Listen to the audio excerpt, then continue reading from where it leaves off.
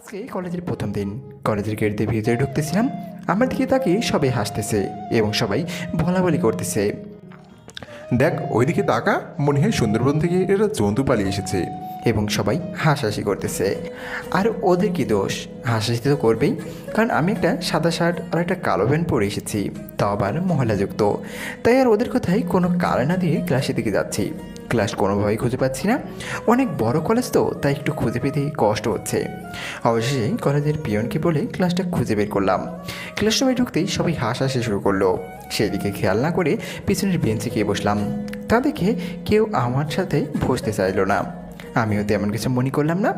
আজকে কলেজের প্রথম দিন, পরিচিত ক্লাস হলো, তাই তেমন কিছু পড়া হলো না। কিন্তু একটা জিনিস খারাপ লাগলো, স্যারেরাও আমাকে নিয়ে মজা করলো। তখন খুব খারাপ লাগছিল। আমি ভাবলাম কাপড়ে কী সব, আসলে গ্রাম থেকে শহর এসেছি তো, শহরের কিছুই বুঝি না, কীভাবে চলতে হয়, তাই এরকম হচ্ছে। আর জানলেও কী বা করার, এর থেকে নতুন কাপড় তো আমার নেই। তারপর সব ক্লাস শেষ করে বাসায় যাচ্ছিলাম, সেখানেও একই অবস্থা। মোড়ে দাঁড়িয়ে থাকা পোলাপানও আমাকে নিয়ে ঠাট্টা করছে। তাই আমি ওদের দিকে না তাকিয়ে সোজা বাসার দিকে হাঁটা শুরু করলাম। আমাদের বাসাও একটা বস্তির মধ্যে, তবে বাসাটা নিজের না, ভাড়া নিয়ে থাকি। কয়েকদিন আগেই গ্রাম থেকে এসেছি। আসলে আমার মা নেই তো, এখানে বাবা এতদিন একাই ছিলেন। গ্রামে আমাদের একটা বাড়ি ছিল, সেটাও আমাদের গ্রামের চেয়ারম্যান জোর করে দখল করে নিয়েছে। সেখানে আমি আমার ছোটো বোন থাকতাম, আর বাবা শহরে থাকতেন। গ্রামের ঘর নেওয়ার মতো বাবা আমাদের শহরে নিয়ে এসেছে। চলুন আমার পরিচয় দেওয়া যাক। বাসায় যেতে যেতে আমার ছোটো বোন এবার ক্লাস 5-এ উঠলো। ওর নাম ফারিয়া। বাবার খুব ইচ্ছা ওকে ডাক্তার বানাবে, কিন্তু গরিবের ইচ্ছা কতটুকু পূরণ হবে জানি না। আর আমার নাম ফারাবি রায়হান। আমার বাবা গ্যারেজে কাজ করে, কিন্তু আমাদের কখনো কষ্ট পেতে দেয়নি। আর আমারও বাবার সাথে কখনো বায়না করিনি, বাবা যা দিয়েছে তাই নিয়েছি। তো পরিচয় দেওয়া শেষ, বাসায় এসে পড়েছি। বাসায় আসতেই ছোটো বোন বলে উঠল, ভাইয়া তুই এসব কি পরে কলেজে গিয়েছিস? তোকে তো একদমই ভালো লাগছে না। আর এই শার্ট কতদিন পরবি? আমি বললাম, বোন এত কথা বলিস না, বাবা আজকে কী রান্না করে গেছে বলতো।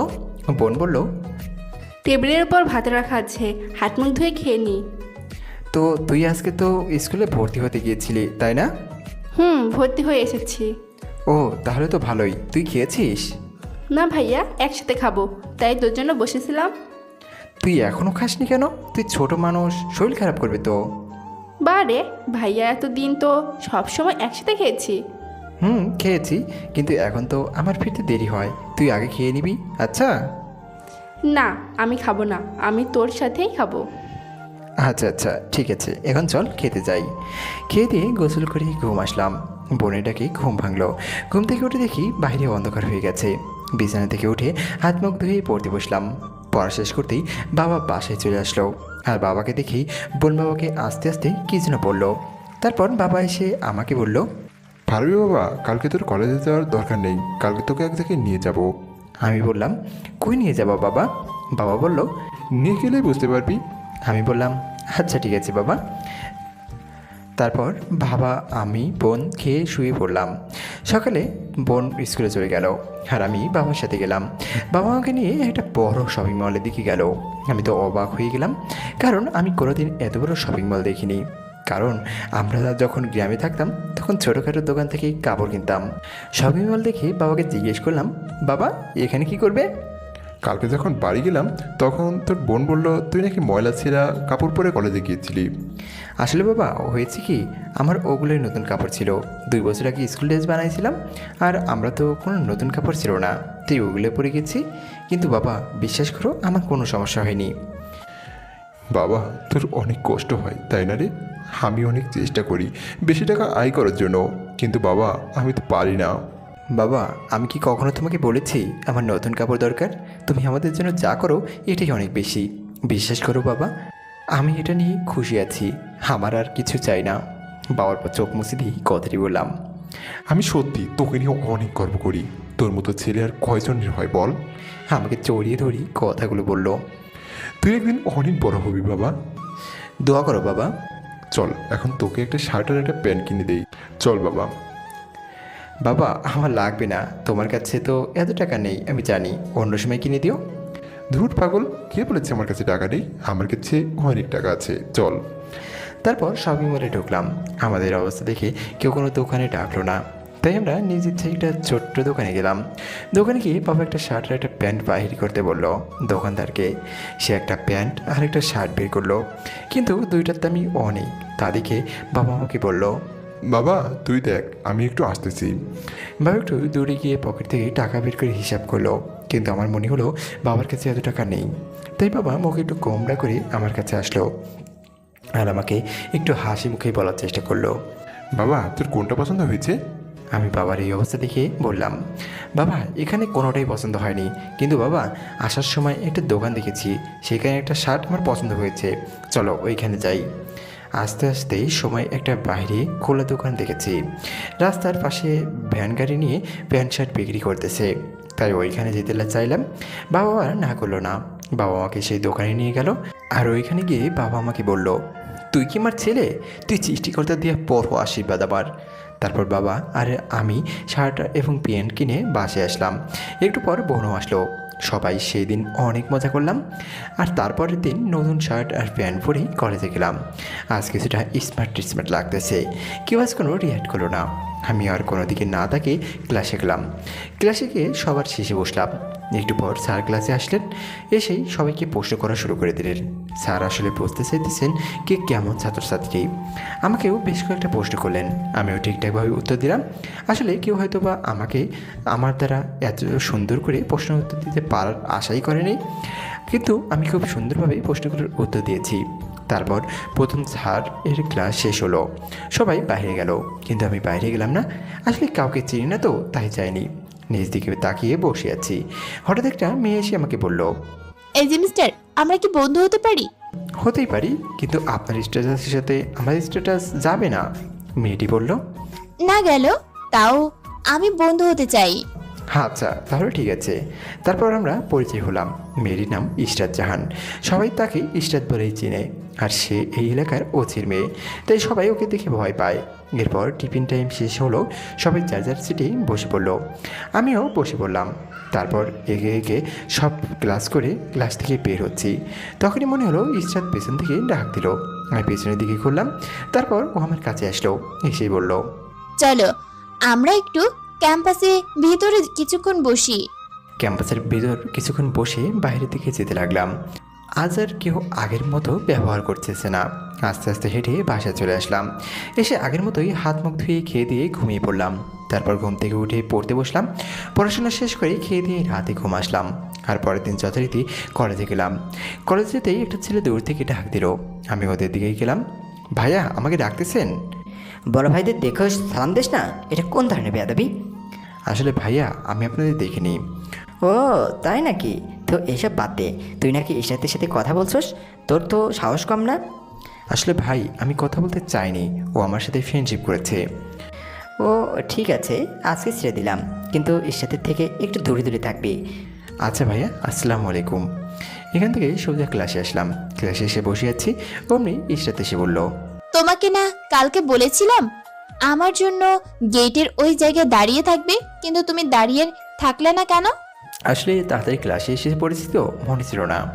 আচ্ছা ঠিক আছে, কালকে থেকে যেন মনে থাকে। জি আচ্ছা। এভাবে ইশরাতের সাথে আমার ভালো সম্পর্ক গড়ে উঠল, তবে প্রেম ভালোবাসা না, শুধু বন্ধুত্ব। এভাবে প্রায় 1 বছর চলে গেল এবং আমরা ইন্টার প্রথম বর্ষের পরীক্ষা দিয়েছি। আমি অনেক ভালো পরীক্ষা দিয়েছি বলে ক্লাস থেকে স্যারেরা আমাকে পুরো বছরের বেতন মওকুফ করেছে। যেহেতু ইন্টার প্রথম বর্ষ শেষ করেছি, তাই কিছু একটা করার চিন্তা মাথায় আসলো, কিন্তু কি করব কিছুই বুঝতেছি না। হঠাৎ একদিন ইশরাত এসে আমাকে বলল, ফারাবি, আমার একটা ছোট বোন আছে, তুমি কি তাকে টিউশনি করতে পারবে? কেন পারবো না। ঠিক আছে, তাহলে চলো আমাদের বাসায় যাই। আচ্ছা চলো। তারপর ইশরাত আমাকে ওর বাসায় নিয়ে গেল। বাসায় গিয়ে সবার সাথে কথা বললাম। ইশরাতের বাবা বললেন তার মেয়েকে নাকি ভালোভাবে পড়াতে পারলে মাস শেষে বড় অঙ্কে বেতন দিবেন। তাই আর না করিনি। ইশরাতের বোন ক্লাস 9-এ পড়ে। আমিও হ্যাঁ করে দিয়ে বাসায় চলে আসলাম। তারপর বাবাকে গিয়ে বললাম, বাবা কোনো আপত্তি করলো না। এভাবে দিনটা কেটে গেল। পরে কলেজ শেষে করে ইশরাতের সাথে ওদের বাসায় গেলাম। বাসে গিয়ে ইশরাতের বোনের রুমে ঢুকে দেখি সে আগে থেকেই টেবিলে বসে আছে। আমি রুমের ভিতরে ঢুকে সালাম দিলাম, আসসালামু আলাইকুম। স্যার মানুষ কখনো সালাম দেয়, তাও আবার আমাকে, মানে তার ছাত্রীকে? আমি চেয়ারে গিয়ে বসে লিজাকে বললাম, ছোট বড় সবাইকে সালাম দিতে হয় বুঝলি?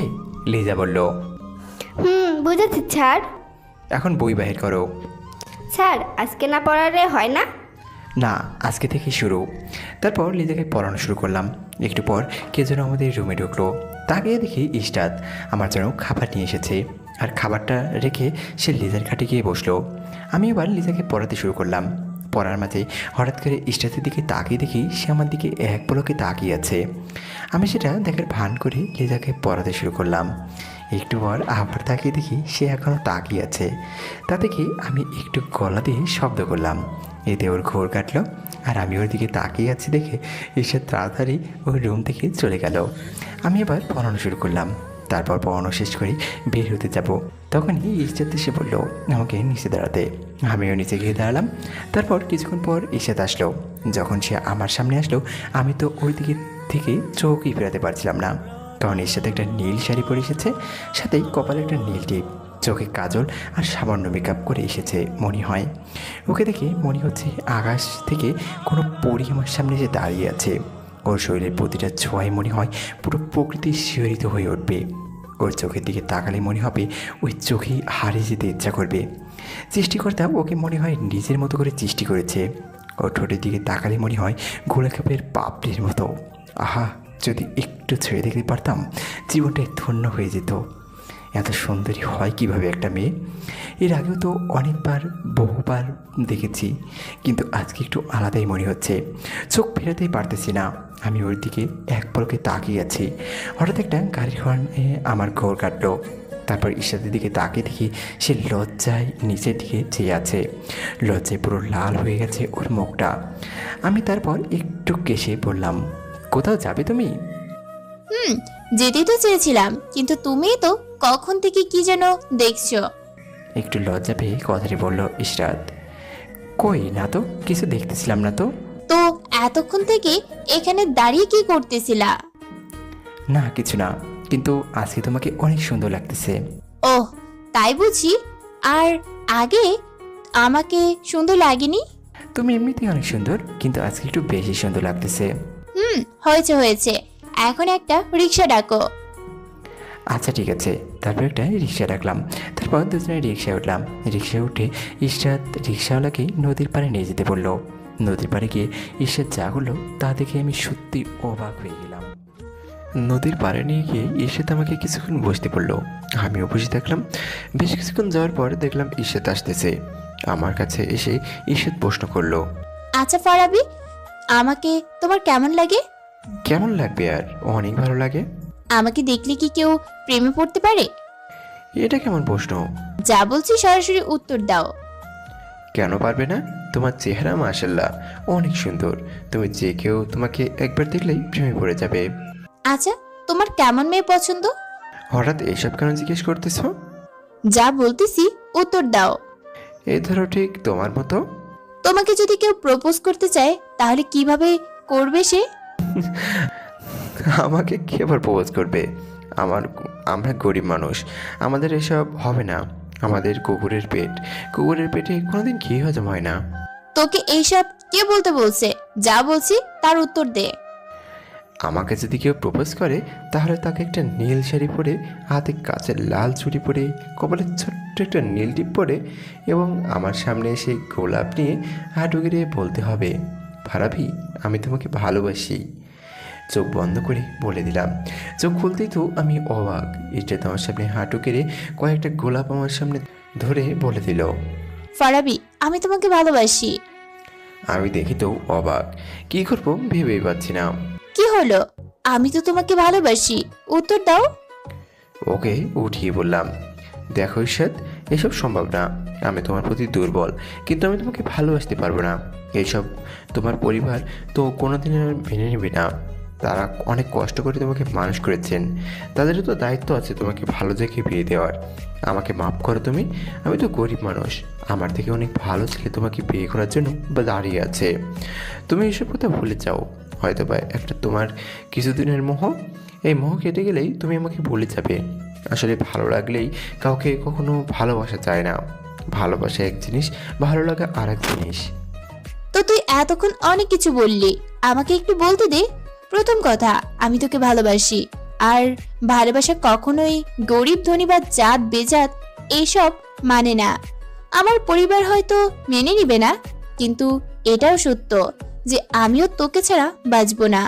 আর এক্ষুনি তোকে বিয়ে করতে হবে সেটা কোনো কথা না। আগে তুই প্রতিষ্ঠিত হবি, তারপর আমরা বিয়ের চিন্তা করব। কিন্তু তোর আমাকে ভালোবাসতেই হবে। আমাকে মাফ করে দাও। এই বলে চলে আসতেছিলাম, অমনি ঈশাদ আমাকে পেছন থেকে শার্ট টেনে ধরে, আমাকে ঘুরিয়ে নিয়ে আমার ঠোঁটের সাথে ওর ঠোঁট মুড়িয়ে দিল। এ যেন এক অন্যরকম অনুভূতি, যেটা আমি আগে কখনো অনুভব করিনি। তারপর আমি ঈশাদকে ছাড়তে চেষ্টা করলাম, কিন্তু কোনো লাভ হলো না। আমাকে ওর সমস্ত শরীরের শক্তি দিয়ে জড়িয়ে ধরে রেখেছে, কোনোভাবেই ছাড়তে পারলাম না।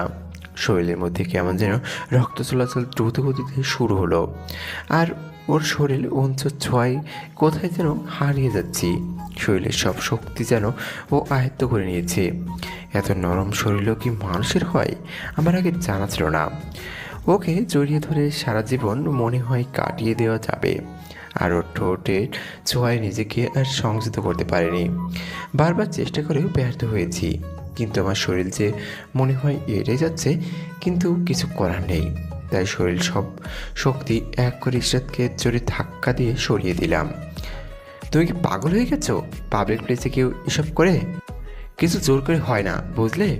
প্লিজ ফারাবি, আমি তো তোমাকে সত্যি অনেক ভালোবাসি, আমাকে গ্রহণ করো প্লিজ। আর থাকতে না পারে ওকে এবার জড়িয়ে ধরলাম। দেখো ঈশাদ, আমি তোমাকে ভালোবাসি, কিন্তু আমি তো তোমাকে হারাতে চাই না। আমি জানি আমি তোমাকে ভালোবাসলেই আমি তোমাকে হারাবো, আর হারানোর ভয়টা যে আমার অনেক।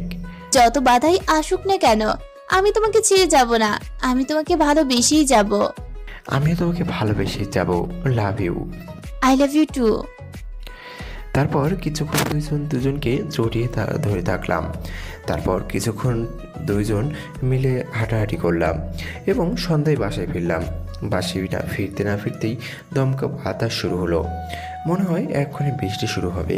একটু পর তাই হলো, বৃষ্টি শুরু হলো। মনে হয় আজকে ঘটনাটা আকাশ সহ্য করতে পারেনি, তাই হয়তো বা আজকে সে কান্না করেই দিল। হয়তোবা খুব কষ্ট পেয়েছে আজ, আকাশটা হয়তোবা মানতেই পারেনি, তাই কান্না করে দিল।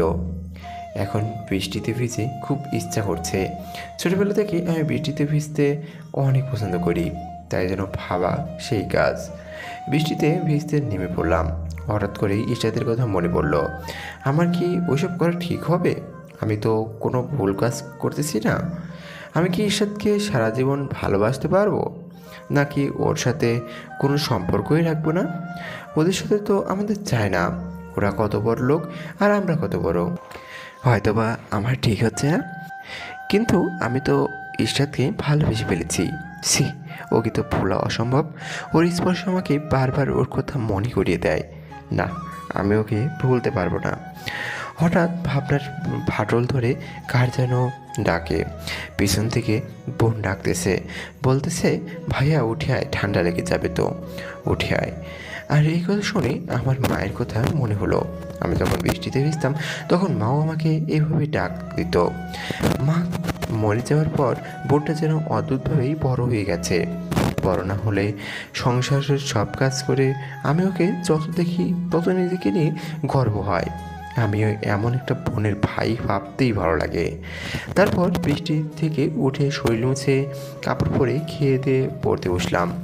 বাইরে এখনও বৃষ্টি হচ্ছে, মনে হয় আজ আকাশটা আমার উপর খুব রেগে আছে। তারপর পড়াশোনা শেষ করে ঘুমিয়ে পড়লাম। সকালবেলা ঘুম ভাঙলো বোনের ডাকে। যেমনই উঠতে যাব আর উঠতেই পারলাম না। শরীরটা খুব গরম হয়ে আছে, মনে হয় প্রচণ্ড জ্বর এসেছে, তাই আর বিছানা থেকে উঠতে পারলাম না, শুয়েই রইলাম। কিছুক্ষণ পর বাবা আসলো আর বলল, বাবা ফারাবি, আজকে কলেজে যাবে না? তাড়াতাড়ি ওঠ, আমি কাজে গেলাম।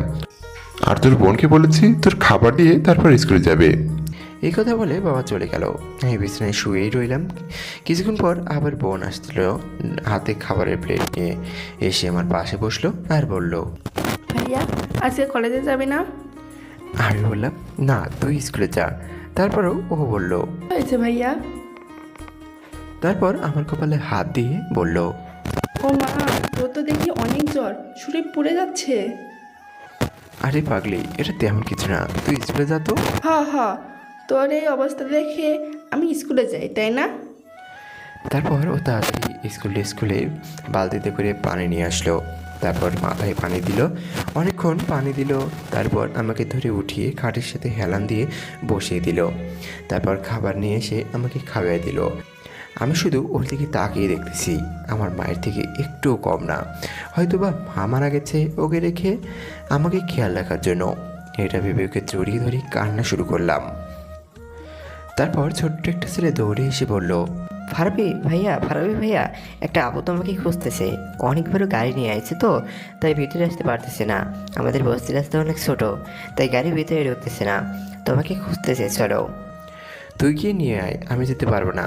তুই তাড়াতাড়ি গিয়ে ওকে আমাদের ঘরে নিয়ে আয়। এরপর ছেলেটি দৌড়ে গিয়ে মেয়েটিকে নিয়ে আসলো। আমি তো মেয়েটিকে দেখে অবাক, কারণ এ তো ইশরাত। ও এখানে কি করে? ইশরাত আমাদের ঘরে আসতেই বলল, তুই তো মানুষ ভালো না ফারাবি। আমি তোর জন্য তোর বাড়িতে আসলাম, তাও তুই আমাকে এগিয়ে নিয়ে আসতে গেলি না।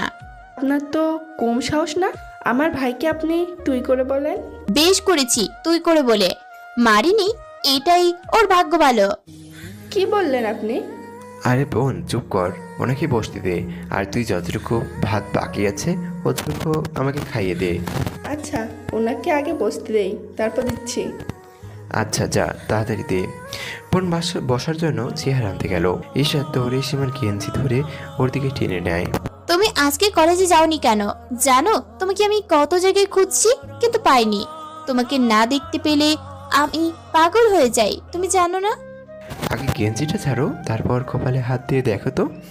তারপর ঈশাদ কপালে হাত দিয়ে দেখে আমার গায়ে প্রচণ্ড জ্বর। তা দেখে ঈশাদ বলল, এত জ্বর, ডাক্তার দেখাইছো? ওষুধ নিয়ে এসেছো? আরে এইটুকু জ্বর এমনি সেরে যাবে। আমাদের গরিব মানুষের শরীরে জ্বর কিছু করতে পারবে না। এইবার কিন্তু কি করবা? অমনি ঈশাদ আমাকে শক্ত করে জড়িয়ে ধরলো আর বলল, তুই ওষুধ খাসনি কেন? তোর কিছু হয়ে গেলে আমি কি নিয়ে বাঁচবো? আরে ছাড়ো ছাড়ো, বোন এসে পড়বে তো। আসুক তো, আমার কি? এই কথা বলে আরো শক্ত করে জড়িয়ে ধরলো। একটু গলা শব্দ করে আর কাশির মতো শব্দ করলো। অমনি ঈশাদ আমাকে ছেড়ে দিয়ে নিজ দিকে তাকিয়ে আছে। কি হলো, এখানে দাঁড়িয়ে আছোস কেন? বসতে দে। কখন ধরে তো চেয়ার নিয়ে দাঁড়িয়ে আছি, কেউ যদি বসতে না চায় কেমনে কি? এখানে নিয়ে সে ডাক চেয়ারটা। আচ্ছা, রাখতেছি। ঈশাদ বসো, আমাদের গরিব ঘর, কই বসতে দিব? আর এখানেই বসো। এইবার কিন্তু ঠিক হচ্ছে না। আগে কি বসে তো। তারপর ঈশাদ চেয়ারে গিয়ে বসলো। বোন আমাকে খাইয়ে দিতে ধরলো। অমনি ঈশাদ বলল, দাও, আমি খাইয়ে দেই। ভাইয়া, তোর মানুষ এসে গেছে এখন, আর আমার কোনো দরকার নেই, বুঝেছি। মুখে শয়তানি মুচকি হাসি দিয়ে কথাটি বলল, তুই কিন্তু বেশি বুঝতেছিস, এত বোঝা ভালো না। যা যা করতে বলছি তাই কর। আর তুই যা, ওনাকে কি কি খাওয়ানো যায় ওইটার ব্যবস্থা কর। এই না না, আমি কিছু খাবো না। ফারাবি, তোমার বোনের নাম কি? তামান্না। তামান্না, তুমি একটা কাজ করতে পারবা? জি ভাবি, বলুন কি করতে পারি। তারপর ঈশাদ বলে যে আমি এখনো তোমার ভাবি হইনি, অবশ্যই তোমার ভাইকে বোঝানোর চেষ্টা করো। তারপর একটা কাগজ লিখে দেয়, কাগজটা দিয়ে কিছু টাকা দেয় আর বলে ওষুধ নিয়ে আসতে। তখন আমি বলি, এই না না, কি করো তুমি? টাকা দিচ্ছ কেন? আমার কাছে তো টাকা আছেই। তো কি হয়েছে, ওটা তোমার লাগবে। এক্ষুনি টাকা শেষ করবে কেন? এই ধরো তামান্না, টাকা তাড়াতাড়ি গিয়ে নিয়ে আসো, আর আমার কাছে আসো একটু। আচ্ছা। তামান্না ওর কাছে যেতেই তামান্নার গালে একটা চুমা দিল আর বলল, তুমি না খুব সুন্দর। তুমিও কিন্তু কম সুন্দরী না, ভাইয়াকে দিয়ে খুব মানাবে তোমাকে। হয়েছে, এখন যাবি তুই? যাচ্ছি, এখন তো আমাকে সহ্য হবেই না, সবই বুঝি। এই বলেই তামান্না চলে গেল। এসে আমার পাশে বসে আমাকে খাইয়ে দিতে লাগলো। হঠাৎ কি যেন ভেবে এসে তোমার প্লেট থেকে এক লম্বা ভাত নিজে খেলো, কিন্তু খেয়ে ঝালে চিৎকার দিয়ে উঠলো। আমি তাড়াতাড়ি ওকে পানি দিলাম, কিন্তু তাতে ওর ঝাল কমেনি। তাই আর কোনো কথা না পেয়ে ওর ঠোঁটের সাথে ঠোঁট মিলিয়ে দিলাম। প্রায় 4-5 মিনিট পর ছেড়ে দিলাম। তারপর দেখি ঈশাদ নিজ দিকে হয়ে তাকিয়ে আছে। কি ঝাল কমছে? ওই কুত্তা, তোরে কি আমি কিস করতে বলছি? আমার বুঝি লজ্জা করে না? লজ্জা থাকলে কালকে পাবলিক প্লেসে তুমি কিস করতে না। হয়েছে হয়েছে। আচ্ছা তোমরা এত ঝাল কেমনে খাও? তুমি কি প্লেট একেবারে তাকাইছিলে? দেখো তো কি দিয়ে ভাত। ইশরাত প্লেটের দিকে তাকিয়ে দেখে 2টা সিদ্ধ করা আলু আর কিছু মরিচ গুঁড়ো করে হাত মাখানো। ইশরাত দেখে তো অবাক। তাহলে এখনো কি তুমি আমার বউ হওয়ার স্বপ্ন দেখবে? আমি যখন কাউকে নিয়ে একবার স্বপ্ন দেখি সেই স্বপ্ন পূরণ করেই ছাড়বো। আর হ্যাঁ, তাড়াতাড়ি সুস্থ হয়ে নাও। কয়েকদিন পর কলেজে ভিপি নির্বাচন করা হবে। আমি চাই তুমি নির্বাচনে অংশগ্রহণ করবে। কিন্তু কোনো কিন্তু না, আমি যা বলছি তাই। কিন্তু আমাকে কে নির্বাচিত করবে? আমাকে তো কেউ চেনে না। সেটা আমার বিষয়, ওইটা নিয়ে তোমার ভাবতে হবে না। তা ঠিক আছে। ইশরাত তোমার শরীরের অবস্থা তো শেষ, একদম ঘেমে গেছো। এটা তো সামান্য বিষয়, আমি তোমার জন্য সবকিছু করতে পারি। তাই সেজন্য আমি তোমাকে অনেক ভালোবাসি।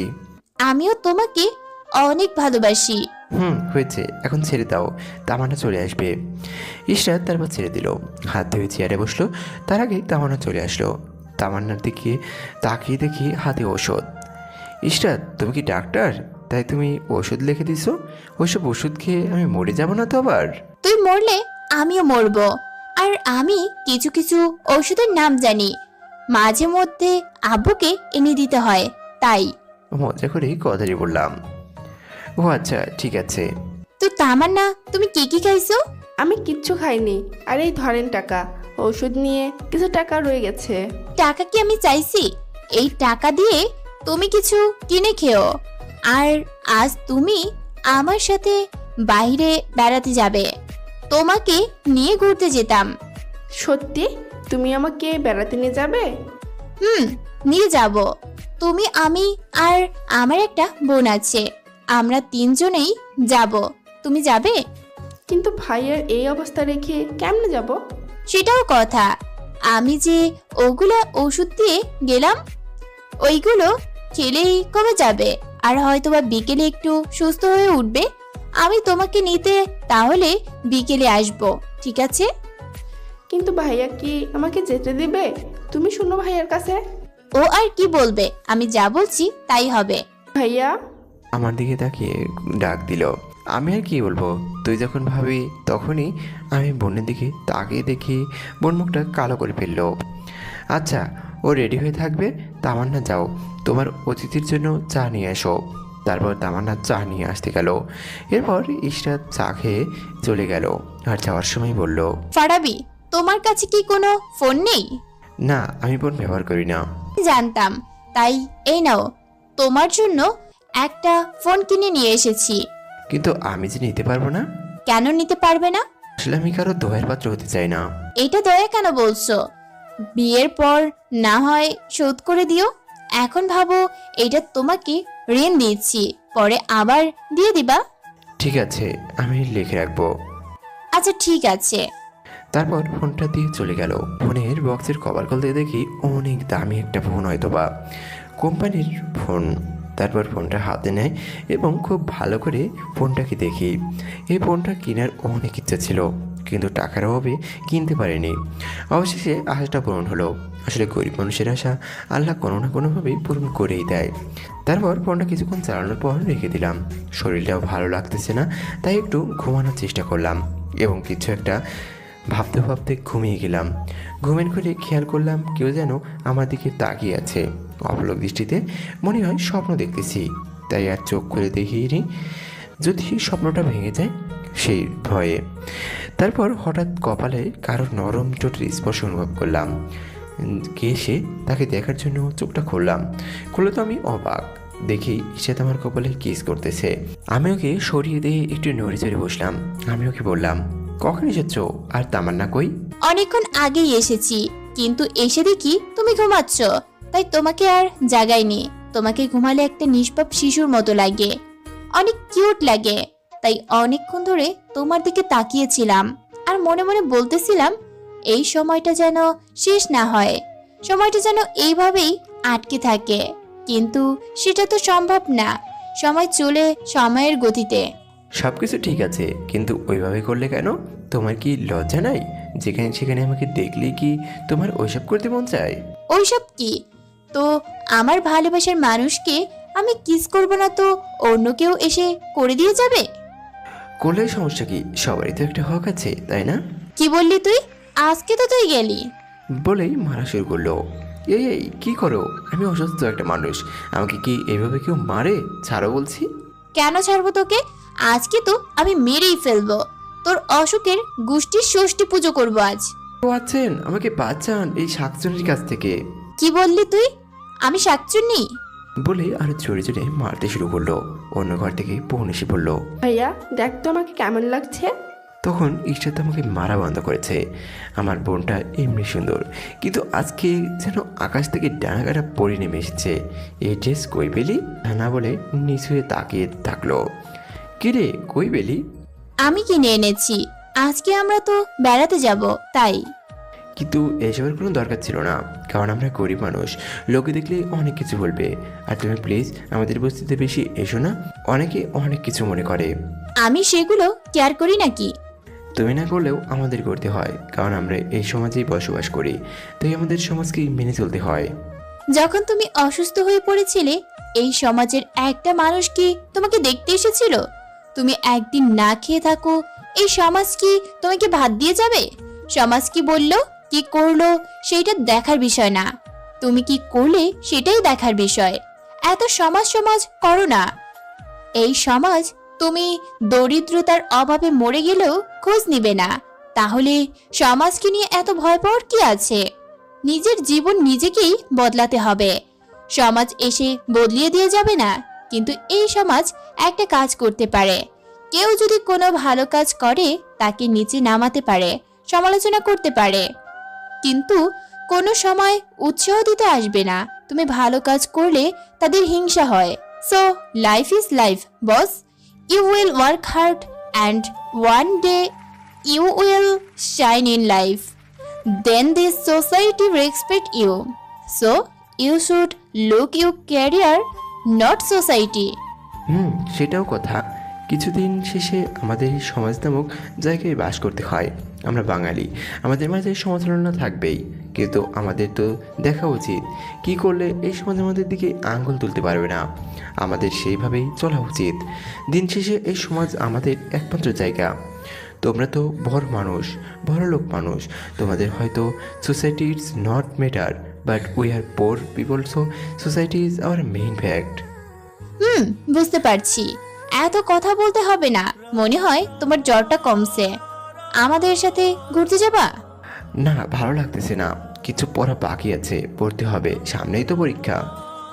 পড়ো পড়ো, তোমরা ভালো ছাত্র, তোমরাই তো পড়বে। আমাদের পড়তে হবে। আমরা গরিব মানুষ, অনেক কষ্ট করে পড়ালেখা করি, আর তোমরা তো ধনী মানুষ, তোমাদের না পড়লে হবে। আর তুমি তো অনেক ভালো স্টুডেন্ট, তোমার না পড়লে হবে। তোমার একটা কথাই আমার ভালো লাগে না, তুমি শুধু বারবার আমাদের মধ্যে পার্থক্যের দেয়াল তৈরি করো।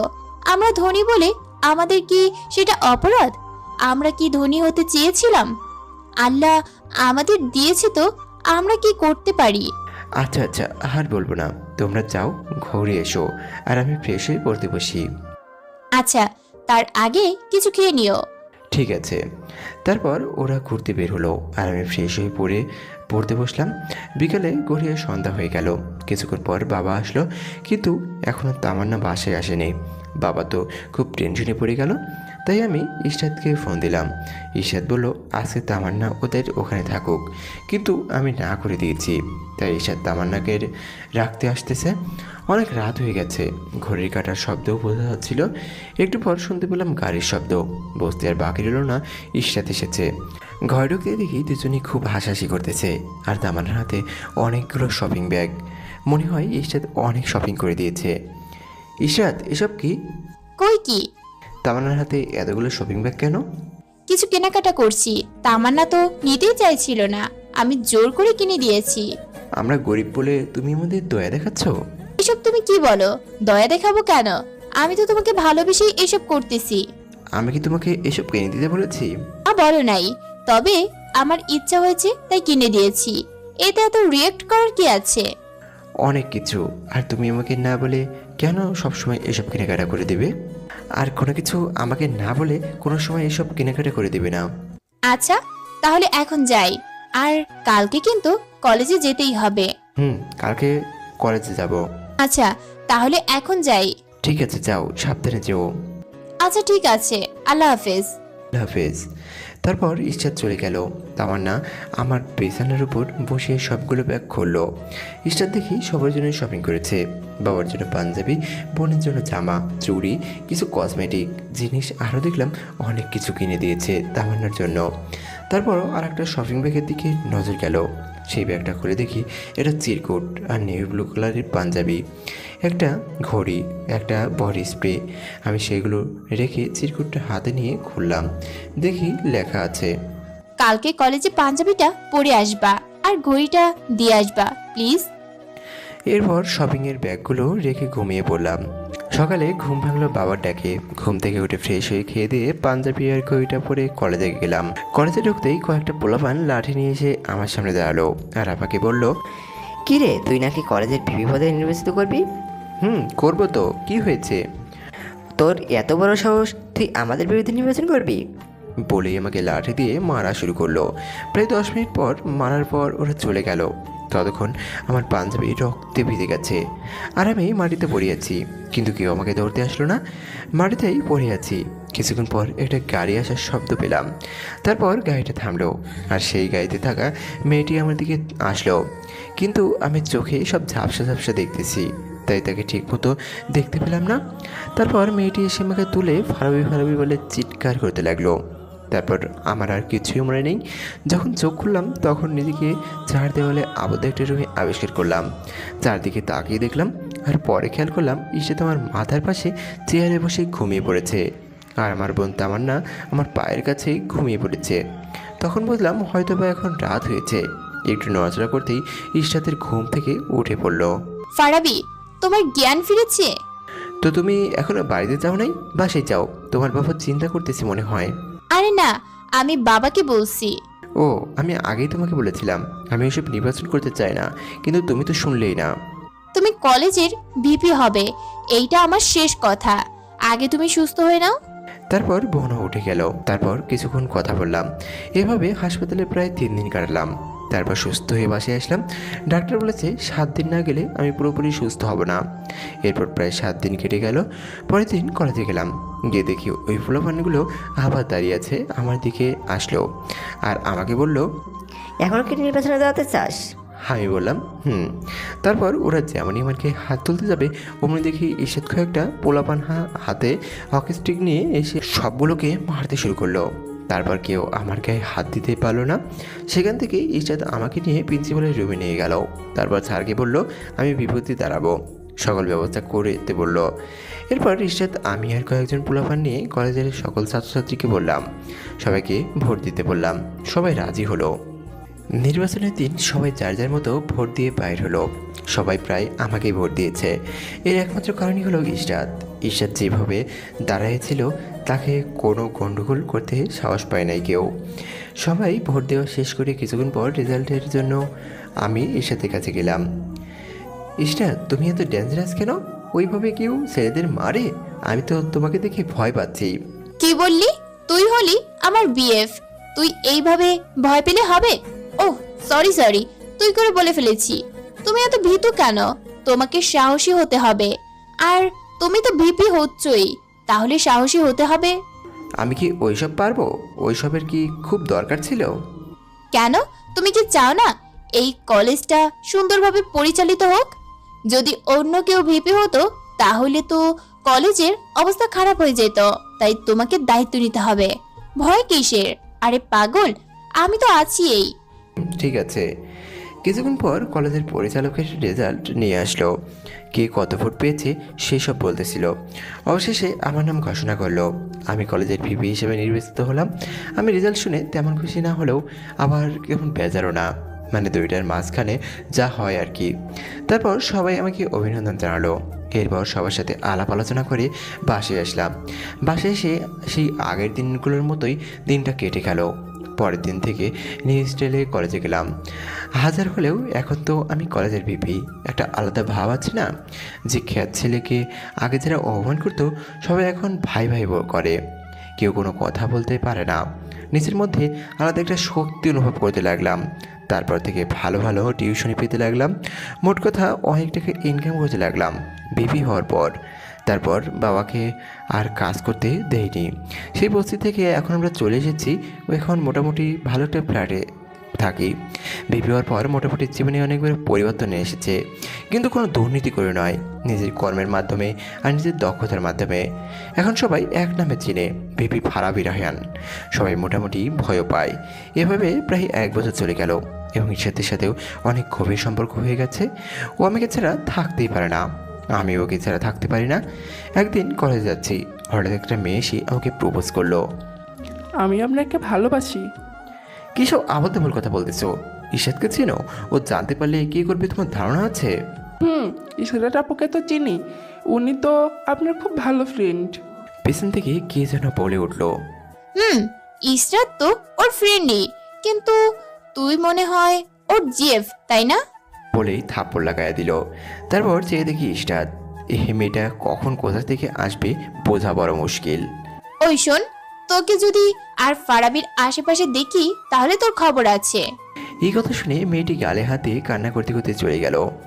ঈশাদ মেয়েটিকে না মানলেও পারতে। কেন, তোমার কি লাগলো নাকি? কই দেখি, লেগেছে দেখি। ফাজলাম বাদ দাও, মেয়েটিকে না মানলেও পারতে। এখন চলো কলেজের ভিতরে যাই। চলো। এভাবে প্রায় ভালোই দিনকাল চলতে লাগছিল। একদিন ঈশাদ আর আমি নদীর ধারে বসে গল্প করছিলাম। আমি ঈশাদকে বলতেছিলাম, ঈশাদ তুমি আমাকে কতটুকু ভালোবাসো? কেমন প্রশ্ন! ভালোবাসা কি কখনো পরিমাপ করা যায়? সেটাও কথা, কিন্তু কোনোদিন যদি আমি হারিয়ে যাই? পৃথিবীর এমন কোনো জায়গায় যেতে পারবে না যেখানে এই ইসরাত যেতে পারবে না। আচ্ছা, আমাদের রিলেশনের কথা তোমার বাবা কি জানে? পাগল হয়েছো? এক্ষুনি বলা যাবে নাকি? আগে তুমি একটা ভালো জব করো, তারপর দুইজন একসাথে বাবাকে বলবো। তার আগে যে তোমার বাবা তোমাকে বিয়ে দিয়ে দেয়? এইসব বাজে কথা রাখো তো। আমি তোমাকে ছাড়া অন্য কাউকে স্বামী হিসেবে ভাবতেও পারবো না। আচ্ছা ঠিক আছে। তারপর হঠাৎ কোথা থেকে যেন আঙ্কেল আসলো, আর আমাদের দুইজনকে একসাথে দেখে তো মনে হয় উনি প্রচণ্ড রাগ করেছেন। তারপর ঈশাদকে একটা থাপ্পড় দিয়ে বলল, তোর চয়েস এত বাজে, চল আজকে পাশে চল, তারপর তোকে দেখাবো। এ কথা বলে ঈশাদকে নিয়ে যেতে লাগলো। কিন্তু ঈশাদ বারবার ওর বাবাকে বলতেছে, বাবা, আমি ফারাবিকে ভালোবাসি বাবা, আমি ওকে ছাড়া বাঁচবো না, আরো অনেক কিছু। তারপর ঈশাদের বাবা ঈশাদকে নিয়ে গেল, আর আমি ওখান থেকে আস্তে আস্তে বাসায় চলে আসলাম। বাসায় এসে শুয়ে শুয়ে ভাবতে লাগলাম কি করা যায়। অমনি ফোনটা বেজে উঠলো। ফোনটা হাতে নিয়ে দেখি ঈশাদের ফোন। ফোন রিসিভ করতেই ঈশাদের কান্নামাখা কণ্ঠ ভেসে আসলো। ঈশাদ কি হয়েছে, এভাবে কান্না করছে কেন? বাবা, আমার জন্য ছেলে দেখা শুরু করে দিয়েছে। শুধু ছেলেই তো দেখতেছে, বিয়ে তো আর দিবে না। তুমি কান্না করো না, আমি দেখতেছি কি করা যায়। তুমি আমার বাবাকে চিনো না বাবা, তোমার সাথে আমাকে জীবনেও বিয়ে দিবে না। যদি তোমাকে ভালোবাসি আর তুমি যদি আমাকে ভালোবাসো, ওনারা মেনে না নিয়ে আমরা পালিয়ে বিয়ে করবো। আমি পালিয়ে বিয়ে করতে পারবো না, কারণ আমি বাবাকে কষ্ট দিতে চাই না। তুমি কিছু করো যেন বাবা আমাদের মেনে নেয়। কি করব এখন বুঝতেছি না। আমি ভেবে দেখতেছি কি করা যায়। কোনো না কোনো তো একটা ব্যবস্থা হবেই। তুমি চিন্তা করো না আর কান্না করো না প্লিজ। আচ্ছা, কিন্তু যা করার একটু তাড়াতাড়ি করবা প্লিজ। আমি যত সম্ভব চেষ্টা করব, তুমি চিন্তা করো না। আচ্ছা, তাহলে এখন রাখি। ঠিক আছে, আল্লাহ হাফেজ। ঈশাদ ফোন কেটে দিল। কিন্তু এখন আমার মাথায় কিছুই আসতেছে না। কি করব, কী করলে কি হবে কিছুই বুঝতে পারতেছি না। এসব ভাবতে ভাবতে কখন যে সন্ধ্যা গড়িয়ে রাত হয়ে গেছে বুঝতেই পারিনি। বোরিংটাকে ধ্যান ভাঙলো। এরপর খেয়ে দিয়ে শুয়ে পড়লাম। শুয়ে শুয়ে সেই একই কথা চিন্তা করতেছিলাম, কিন্তু কোনো সমাধান খুঁজে পেলাম না। আমি যদি ঈশাদকে আমার করে না পাই তাহলে হয়তো বা বেঁচে থাকবো কি জীবন্ত লাশ হয়ে। বেঁচে থাকতে হবে বোনের জন্য, বাবার জন্য। কিন্তু ঈশাদকে তো যদি না পাই তাহলে আমি বেঁচে থাকতে চাই না। এইসব অনেক কিছুই ভাবলাম। ভাবতে ভাবতে ঘুমিয়ে পড়েছি। সকালবেলা বাবাটাকে ঘুম থেকে উঠলাম। ঘুম থেকে উঠে ফ্রেশ হয়ে খাওয়া দাওয়া করে কলেজে গেলাম। কলেজে যেতে দেখি সবাই আমাকে খুঁজতেছে। অনেকগুলো অভিযোগ নিয়ে এসেছে তারা, কিন্তু আমার অভিযোগ দেখার কেউ নেই। সবার অভিযোগ তো এক এক করে শুনলাম। শোনার পর আমার কাছে কয়েকটা ছোটো ভাই এবং বন্ধু আছে, তাদেরকেই সমস্যাগুলোর সমাধান করতে বললাম। আর আমি ঈশাদকে খুঁজতে লাগলাম, কিন্তু পুরো কলেজে খুঁজে ওকে কোথাও পেলাম না। আবার আমাদের ক্লাসেও শুরু হয়ে গেছে, তাই ইশরাতকে আর না খুঁজে ক্লাসে গেলাম এবং সবগুলো ক্লাস ঠিকঠাকভাবে করলাম। ক্লাস শেষ করে ইশরাতকে ফোন দিলাম, কিন্তু ইশরাতের ফোন বন্ধ বলতেছে। কয়েকবার ফোন দেওয়ার পর কলেজের ক্যান্টিনে গিয়ে বসলাম। জীবনে কোনোদিন সিগারেট খাইনি, কিন্তু অনেকের কাছে শুনেছি সিগারেট খেলে নাকি টেনশন কমে। তাই একটা সিগারেট ধরালাম, সিগারেট টানতেছিলাম। অমনি পেছন থেকে আমার সব ভাই বাদের এসে বলল, ভাই তুমি সিগারেট খাচ্ছ? তোমাকে আগে তো কখনো সিগারেট খেতে দেখিনি। কি হয়েছে তোমার ভাই? তেমন কিছু না, তোরা সব কাজ করছিস তো? ওরা বলল, সব কাজ করা শেষ, কিন্তু ভাই আজকে তো ভাবিকে কোথাও দেখলাম না। ভাবির সাথে তোমার কিছু হয়েছে নাকি? না তেমন কিছু হয়নি, তোরা যা এখন। আর আমি কয়েকদিন কলেজে আসবো না। অনেক আমার ছোটো ভাইয়ের নাম। অনেক, আমি না থাকাকালীন তুই সব কিছু দায়িত্ব পালন করবি, আর তোরা সবাই ওকে সাহায্য করবি। আচ্ছা ভাই, কিন্তু তুমি কই যাবা? কোথাও যাবো না, কয়েকদিন বাড়িতে একটু বিশ্রাম নেব। আচ্ছা ভাই। আরে আর তোর ভাবি যদি এই কয়েকদিনের মধ্যে কলেজে আসে, তুই আমাকে ফোন দিবি, ওকে? ঠিক আছে ভাই। সেখান থেকে আমি চলে আসলাম। বাসায় এসে ইশরাতকে আবার ট্রাই করলাম, কিন্তু ফোন বন্ধ বলতেছে। আমার তো মাথা হ্যাং হয়ে গেল, কিছুই বুঝতেছি না কী করবে এখন। আর ইশরাত যদি ফোন না ধরে, তাহলে তো আমি কিছুই করতে পারবো না। কি করব না ভেবেই পাচ্ছি না। কালকে থেকে সবগুলো টিউশনে মিস যাচ্ছে। সবাই অনেক ফোন দিয়েছে, কিন্তু আমি সবাইকে বলেছি আমি অসুস্থ, একটাতেও পড়াতে চাইনি। অন্যদিকে ইশরাতের বাবা মা ওকে ঘরে আটকে রাখছে, আর ফোনও কেড়ে নিয়েছে। ইশরাত যেন আমার সাথে কোনো যোগাযোগ করতে না পারে, তার সব ব্যবস্থা করেছে তারা। ইশরাতের জন্য ছেলে দেখাও শেষ। কালকের দিন পরে ইশরাতের এঙ্গেজমেন্ট। ছেলের বাবা ইশরাতের বাবার বন্ধু, তাই ইশরাতকে তার বন্ধুর ছেলের সাথে বিয়ে দিবে। ইশরাত অনেকবার বলেছে যে ফারাবিকে ভালোবাসবে, কিন্তু ঠিক তখনই ইশরাতের বাবা ইশরাতকে বলেছে ফারাবির নাম একবার মুখে আনলে তার বাবার মরা মুখ দেখবে। তাই ইশরাত এখন আর ফারাবির কথা বলে না। এখন আবার ফিরে আসি সেই গল্পে। এভাবে প্রায় 5 দিন চলে গেল, কিন্তু ইশরাতের ফোনও বন্ধ, আর ইশরাত কলেজেও আসেনি। তারপরের দিন কলেজে গেলাম। কলেজে গিয়ে একটা গাছের নিচে বসে সিগারেট খাচ্ছিলাম। ঠিক তখনই একটা মেয়ে আসলো। ভাইয়া একটা কথা ছিল। বলো কী কথা? আসলে কিভাবে যে বলি, ইশরাত আপুর এঙ্গেজমেন্ট হয়ে গেছে। কি বলো সব? ইশরাত আমাকে ভালোবাসে, ওর কীভাবে এঙ্গেজমেন্ট হতে পারে? আমি তো কিছু জানি না। ইশরাত আপুর ছোট বোন আমার বান্ধবী, ওই এসে আমাকে বলল যেন আমি আপনাকে জানাই। আচ্ছা ঠিক আছে, তুমি যাও। মেয়েটি চলে গেল। আমি ওইখানে বসে পড়লাম। ইশরাত কেন আমার সাথে এরকম করলো? আমি কি দোষ করেছি? না, ইশরাত আমার সাথে এমন করতে পারে না। আমাদের কত স্বপ্ন ছিল, সেগুলো কি সব মিথ্যা ছিল? আমি তো ইশরাতকে ছাড়া বাঁচতে পারবো না। ইশরাত আমাকে ছাড়া অন্য কাউকে বিয়ে করতে পারে না। আমি বেঁচে থাকতে এটা হতে দিব না। আমি এক্ষুনি ওদের বাসায় যাব। যে বাবা সেই কাজ। আমার ছোট কয়েকজন ভাইকে নিয়ে কয়েকটা বাইক নিয়ে ওদের বাসার উদ্দেশ্যে রওনা দিলাম। কিছুক্ষণের মধ্যে পৌঁছে গেলাম। গিয়ে ওদের বাসার সামনে গিয়ে ইশরাতকে ডাকতে লাগলাম, ইশরাত, এই ইশরাত, বের হও, আমি এসেছি তোমাকে নিয়ে যেতে, বের হও, এই ইশরাত। অমনি বাসা থেকে কয়েকটা লোক বেরিয়ে এলো, কিন্তু ইশরাত আসলো না। ইশরাতের বাবা এসেই বলল, এখানে কি চাই? কিভাবে একটা ভদ্রবাড়ির সামনে এসে কথা বলতে হয় সেটা তোমার বাবা মা শেখায় নাই? ও হ্যাঁ, শেখাবে বা কোথা থেকে? তোর বাপ তো একটা গ্যারেজের গাড়ি ঠিক করে। আঙ্কেল, আমি এত কিছু শুনতে আসিনি। ইশরাত কই? একটা ছেলে এসে বলল, চাচা আপনি একটু সরেন দেখি ওই কি চায়। ওই তোর সমস্যা কি? কি চাস তুই? গুন্ডামি দেখাতে এসেছিস? ইশরাত কই? ইশরাত নেই, তুই এক্ষুনি বাড়ি থেকে বের হয়ে যা। অমনি আমার ছোটো ভাই ওকে মারতে যাবে। অমনি আমি থামিয়ে দিয়ে বললাম, আর একবার বলতেছি, ইশরাত কই? কি নেতাগিরি দেখাস আমার সাথে? শেষবারের মতো বলতেছি, ইশরাত কই? বলবো না, তুই কি করবি? আমি অমনি দৌড়ে গিয়ে যেমনি একটা খুশি দিতে যাবো, অমনি ওদের পিছন থেকে ইশরাত বলে উঠল, না মেরো না, না ভাইয়াকে মেরো না প্লিজ। ইশরাত তুই ওর কাছে হাত জোর করতেছিস কেন?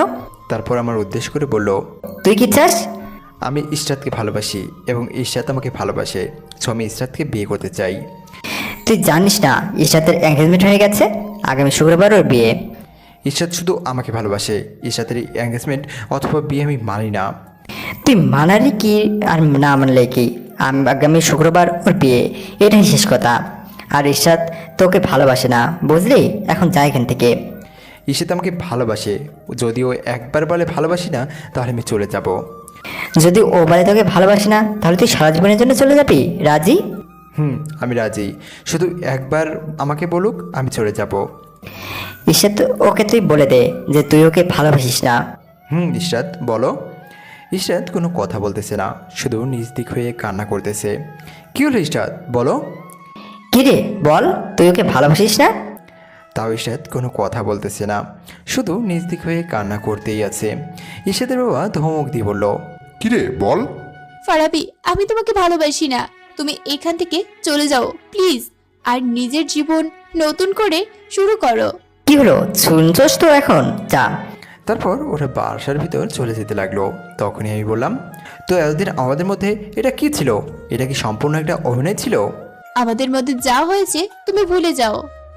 আমি এগিয়ে গিয়ে ইশরাতের সামনে দাঁড়ালাম। আমার চোখের দিকে তাকিয়ে বলো যে তুমি আমাকে ভালোবাসো না। আমি তোমাকে যেমনি বলবে অমনি পেছন থেকে কে যেন মাথায় আঘাত করলো। তারপর আর কিছু মনে নেই। এরপর যখন চোখ খুললাম তখন দেখি আমি হাসপাতালে। চোখ করে দেখি আমার বোন আমার পাশে বসে আছে। আমাকে চোখ খুলতে দেখেই বাবাকে বলল, বাবা, ভাইয়ার জ্ঞান ফিরেছে। ফারাবি, তোর জ্ঞান ফিরেছে? বাবা। আল্লাহর কাছে শুক্রিয়া যে তোর 3 দিন পর জ্ঞান ফিরল। মানে আমি 3 দিন ধরে অজ্ঞান অবস্থায় পড়েছিলাম। আমার যখন জ্ঞান ফিরল তখন দুপুর ছিল।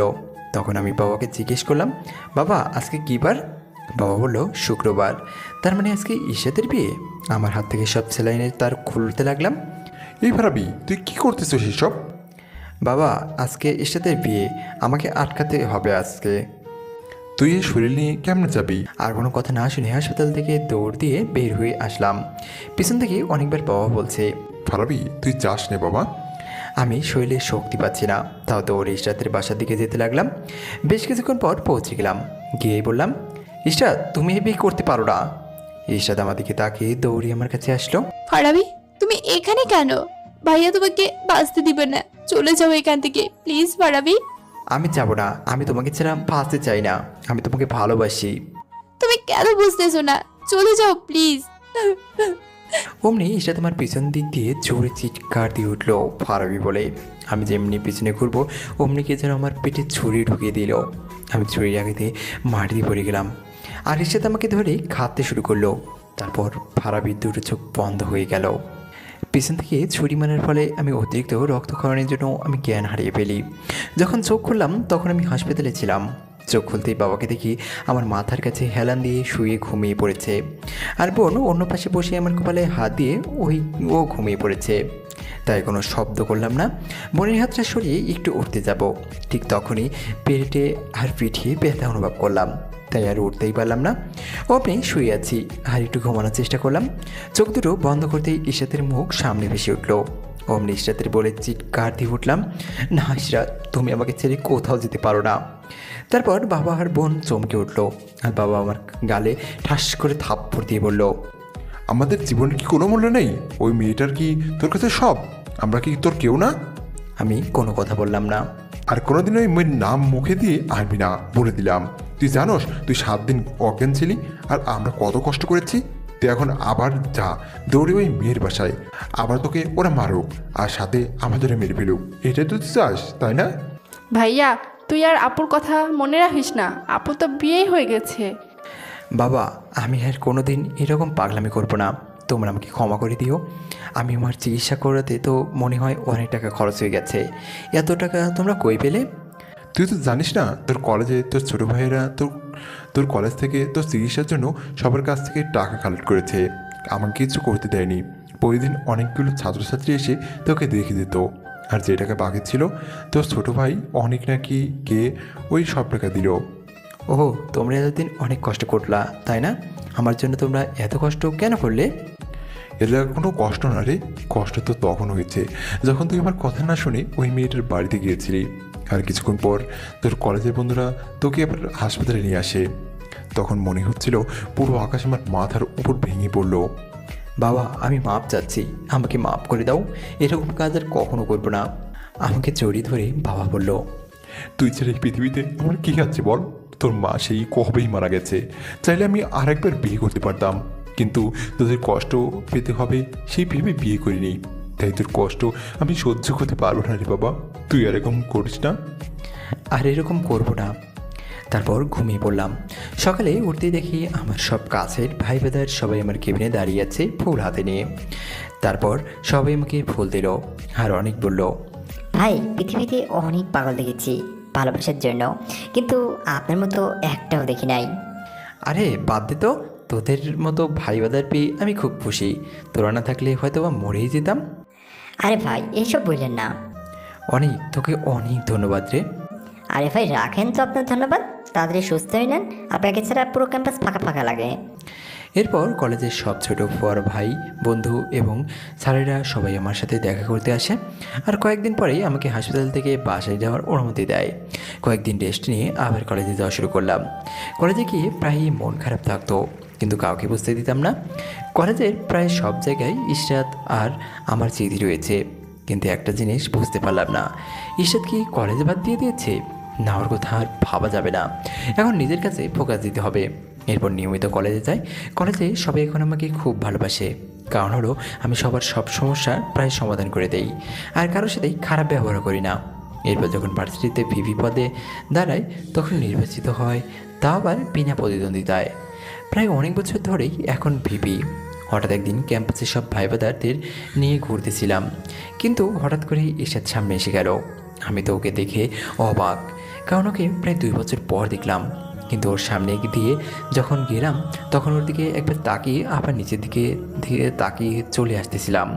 পিছন থেকে কয়েকবার ইশরাত আমাকে ডাকলো, কিন্তু আমি না শোনার ভান করেই ওইখান থেকে এসে পড়লাম।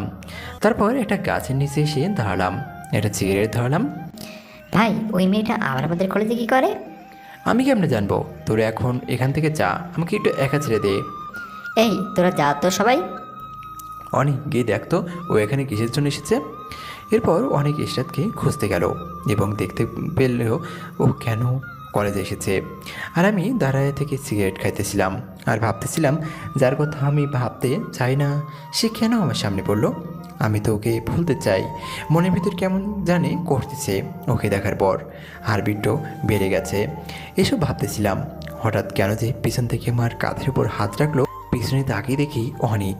এরপর আমি অনেককে জিজ্ঞেস করলাম, কিরে দেখছোস ইশরাত কেন আবার ক্যাম্পাসে এসেছে?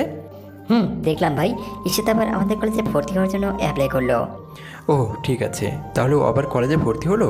কোন বর্ষে শুনছোস? আমি কি বুঝলাম না, ইশরাত আবার প্রথম বর্ষে কেন ভর্তি হলো? ও তাই, আচ্ছা ঠিক আছে চল। ভাই চলেন। ক্যাম্পাস থেকে বাসায় আসলাম। আমার আর মাত্র কয়েক মাস আছে, তাই অনার্স শেষ হবে, আর বেশি দিন নেই। তাই আগে থেকেই একটা জবের চেষ্টা শুরু করব। তারপর সেই দিন কেটে গেল। পরের দিন ক্যাম্পাসে গেলাম। ক্যাম্পাসে গিয়ে দেখি কী নিয়ে যেন একটা গণ্ডগোল হচ্ছে। আমাকে দেখার পর সবাই থেমে গেল। আমি সামনে এগিয়ে গেলাম, যেতেই এক ছোটো ভাই বলল, ভাই একটা মেয়েকে টিস করেছে আপনার সাথেই থাকা একটা ছেলে। ওই ছেলেটাকে যেমনই কিছু বলতে যাব অমনি আপনার ভয় দেখে চলে গেল। ও কোন মেয়েকে টিস করেছে? ওই যে ওখানে বসে কান্না করতেছে। ও ওই মেয়েটাকে নিয়ে আসো। পরে আমি অনেককে ফোন দিয়ে ক্যাম্পাসে আসতে বললাম। কিছুক্ষণ পর অনেক আসলো। দেখ তো কী হয়েছে আর কোন ছেলে টিস করেছে আমার সামনে একটু নিয়ে আয় তো। এরপর মেয়েটিকে আমার সামনে নিয়ে আসলো। আমি তো মেয়েটিকে দিকে তাকিয়ে অবাক, কারণ মেয়েটি আর কেউ নয়, ইশরাত। ভাই এই মেয়েটিকে টিস করা হয়েছে। ও তো আপনাকে টিস করেছে? তোমাকে বলে কি করব, তোমার লোকেরাই তো আমাকে টিস করেছে। সরি, আপনি আমাকে কি করে বললেন তুমি? আমি আপনাকে তুমি করে বলতে পারি, কিন্তু আপনি আমাকে তুমি করে বলতে পারেন না। আচ্ছা ঠিক আছে, ওই আকাশ নামের ছেলেটা আবার ওড়না ধরে টান দিয়েছে আর আবার হাত ধরে টানাটানি করেছে। অনেক আকাশকে সামনে নিয়ে আয়। ঠিক আছে ভাই।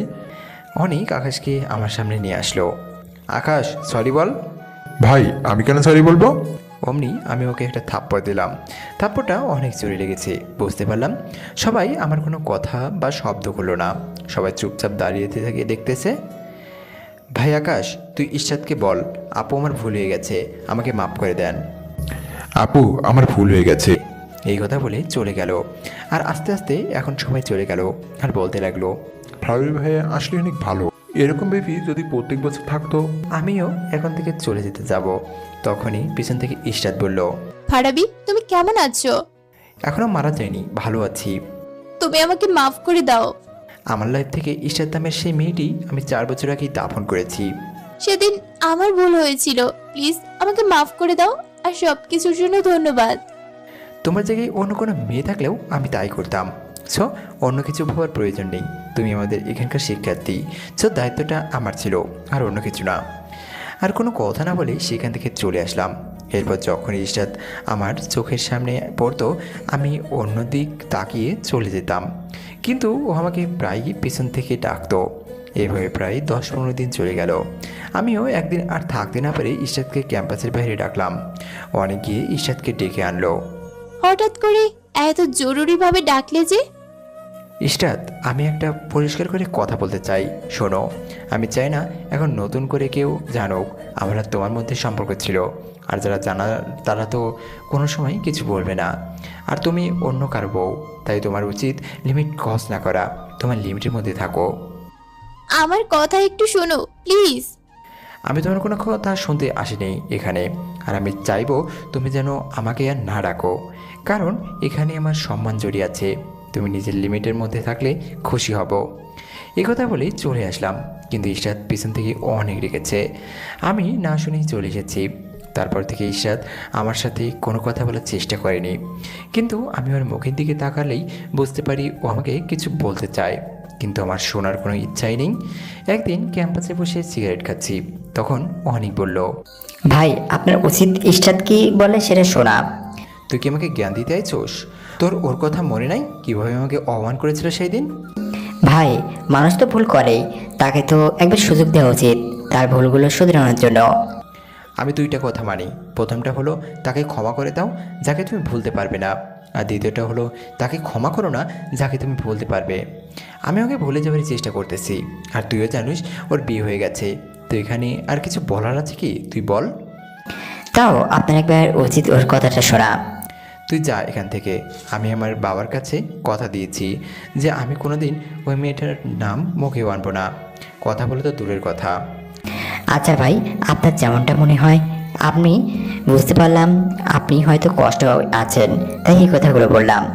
তারপর অনেক চলে গেল। আমি ক্যাম্পাসে বসে একটা সিগারেট শেষ করে তখনই দেখি ইশরাত আসতেছে।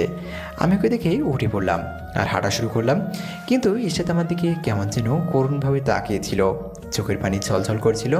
এই বুঝি বেরিয়ে আসবে। আমি ওইদিকে আর খেয়াল না দিয়ে বাসায় চলে আসলাম। বাসায় এসে দেখি আব্বু বিছানায় শুয়ে আছে, আর আমার ছোটো বোন মাথায় পায়ে ঢালতেছে। তাকে দেখে আমার বুকের মধ্যে কেমন জানি করে উঠলো। আমি দৌড়ে বাবার পাশে গেলাম।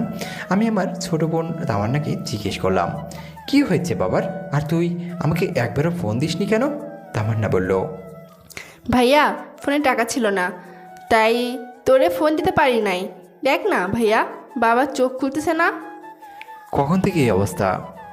এই তো 10 থেকে 15 মিনিট হবে। হঠাৎ করে বাবা ফোনে পড়ে গেল। তুই কিছু কর ভাইয়া। আমি অমনি অ্যাম্বুলেন্স নিয়ে আসলাম ফোন দিয়ে। তাড়াতাড়ি বাবাকে হসপিটালে নিয়ে গেলাম। ডক্টর তাড়াতাড়ি করে বাবাকে ইমার্জেন্সিতে নিয়ে গেল। অনেকক্ষণ হয়ে গেল, ডাক্তার এখনও বাহির হচ্ছে না। আমার বোন তো কান্না করতে করতে প্রায় জ্ঞান হারিয়ে ফেলার অবস্থা। এরপর আস্তে আস্তে আমার সব ভাই বাদাররা আসলো। সবাই বসে আছে, কখন ডাক্তার বের হবে সেই আশায়। কিছুক্ষণ পর দেখলাম ডাক্তার ইমার্জেন্সি থেকে বের হয়ে আসলো।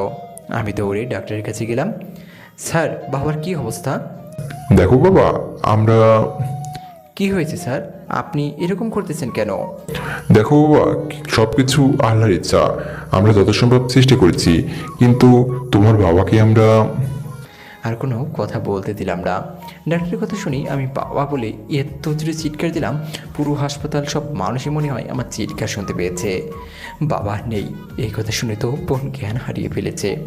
তাকেও হসপিটালে ভর্তি করা হলো। আর আমার মনে হলো আমার মাথার উপর 7 আসমান ভেঙে পড়লো।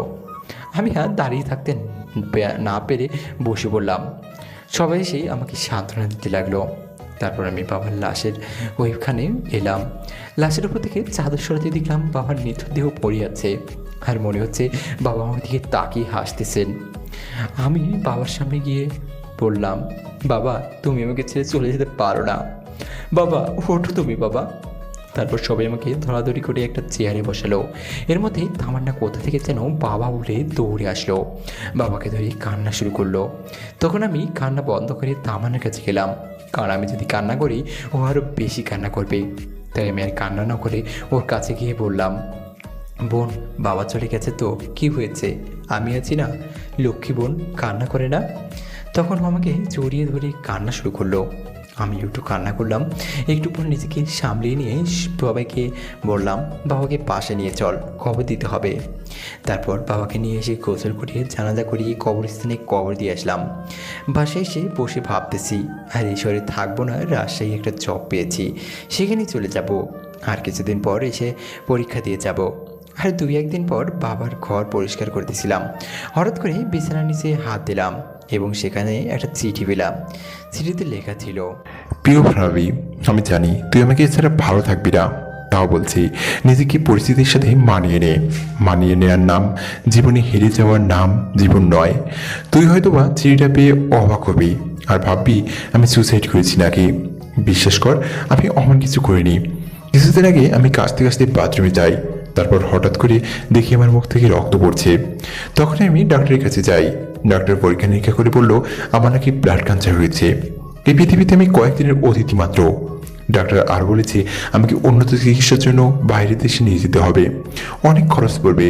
তাই আমি তোকে আর বলিনি, বললে হয়তো তুই একটা ব্যবস্থা করতি, কিন্তু আমি চাই না তুই এতগুলো টাকা নষ্ট কর। আমি তো কয়েকদিন পর এমনি মরে যেতাম, তাহলে এতগুলো টাকা খরচ করে লাভ কি? তাই তোকে আর বলিনি। তার জন্য তুই আমাকে মাফ করে দিস। আর শোন, আমার মেয়েটা সে শুধু আমার মেয়ে না, সে আমার মা। ওকে তুই কোনোদিন কষ্ট দিস না।